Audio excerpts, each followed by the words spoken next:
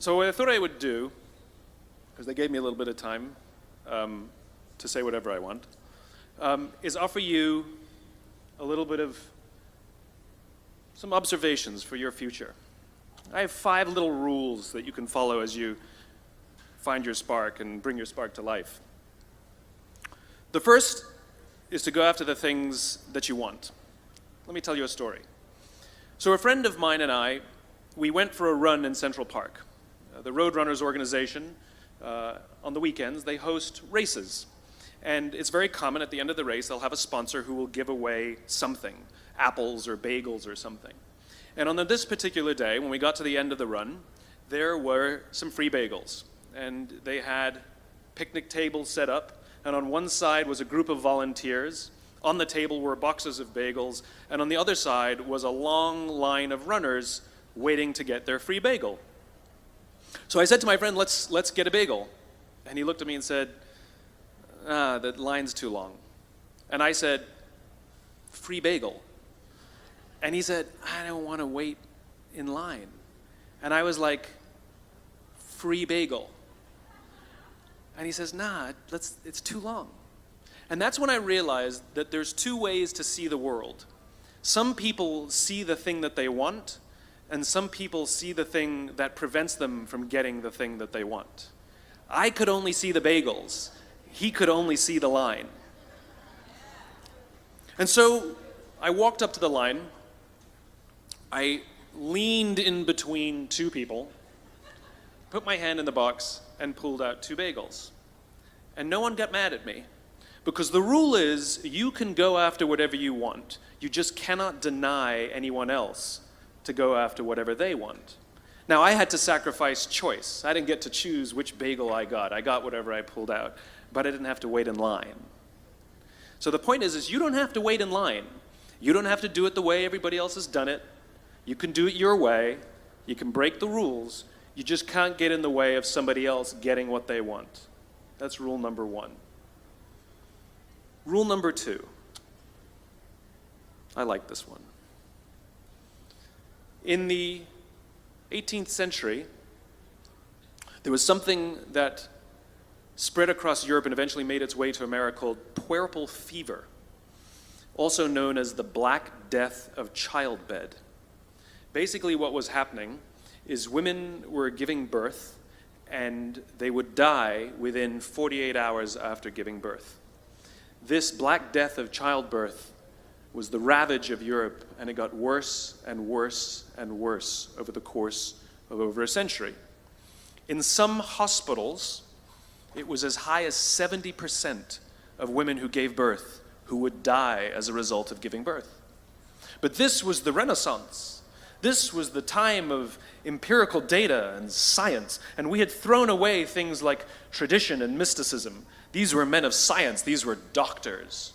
And these doctors and men of science wanted to study and try and find the reason for this Black Death of childbed, and so they got to work studying, and they would study the corpses of the women who had died. And in the morning they would conduct autopsies, and then in the afternoon they would go and deliver babies and finish their rounds. And it wasn't until somewhere in the mid-1800s that Dr. Oliver Wendell Holmes, father of Supreme Court Justice Oliver Wendell Holmes, realized that all of these doctors who were conducting autopsies in the morning weren't washing their hands before they delivered babies in the afternoon. And he pointed it out and said, guys, you're the problem. And they ignored him and called him crazy for 30 years.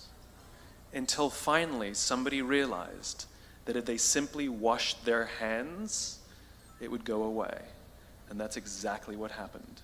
When they started sterilizing their instruments and washing their hands, the Black Death of childbed disappeared. My point is, the lesson here is, sometimes you're the problem.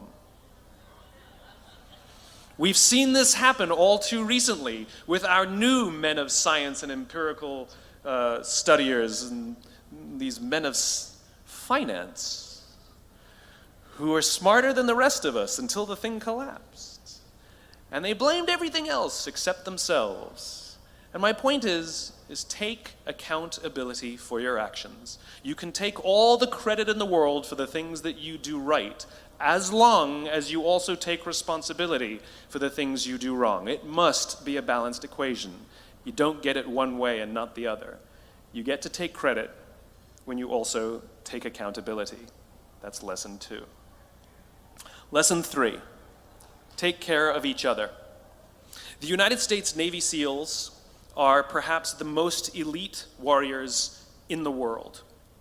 And one of the SEALs was asked, who makes it through the selection process? Who is able to become a SEAL?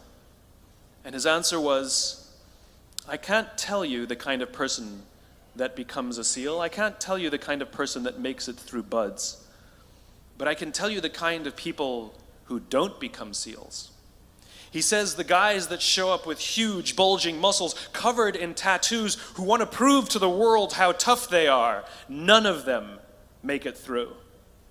He said the preening leaders who like to delegate all their responsibility and never do anything themselves, none of them make it through. He said the star college athletes who've never really been tested to the core of their being, none of them make it through. He says some of the guys that make it through are skinny and scrawny.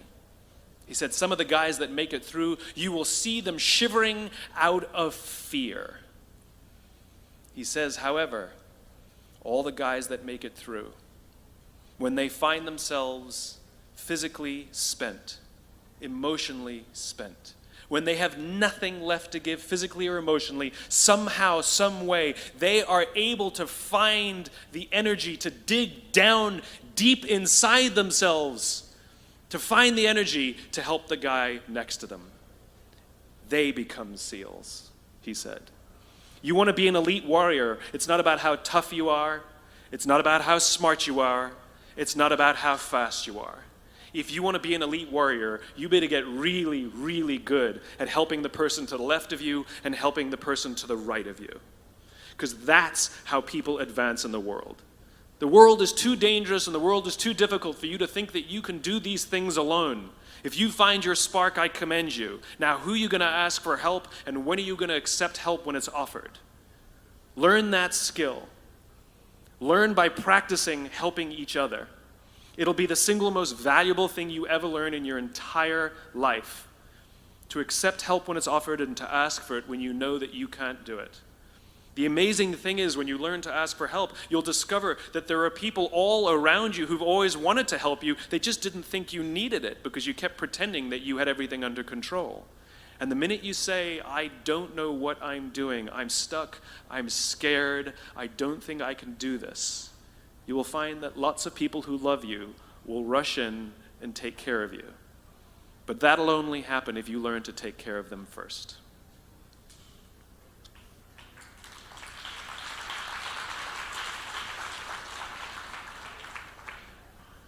Lesson 4. Nelson Mandela is a particularly special case study in the leadership world because he is universally regarded as a great leader. You can take other personalities, and depending on the nation you go to, we have different opinions about other personalities. But Nelson Mandela, across the world, is universally regarded as a great leader. He was actually the son of a tribal chief. And he was asked one day, how did you learn to be a great leader? And he responded that he would go with his father to tribal meetings. And he remembers 2 things when his father would meet with other elders. 1, they would always sit in a circle. And 2, his father was always the last to speak. You will be told your whole life that you need to learn to listen. I would say that you need to learn to be the last to speak. I see it in boardrooms every day of the week. Even people who consider themselves good leaders, who may actually be decent leaders, will walk into a room and say, here's the problem, here's what I think, but I'm interested in your opinion, let's go around the room. It's too late. The skill to hold your opinions to yourself until everyone has spoken does 2 things. 1, it gives everybody else the feeling that they have been heard. It gives everyone else the ability to feel that they have contributed. And 2, You get the benefit of hearing what everybody else has to think before you render your opinion. The skill is really to keep your opinions to yourself. If you agree with somebody, don't nod yes. If you disagree with somebody, don't nod no. Simply sit there, take it all in, and the only thing you're allowed to do is ask questions so that you can understand what they mean and why they have the opinion that they have. You must understand from where they are speaking, why they have the opinion they have, not just what they are saying. And at the end, you will get your turn. It sounds easy, it's not. Practice being the last to speak. That's what Nelson Mandela did. Number 5. This is Monty Python.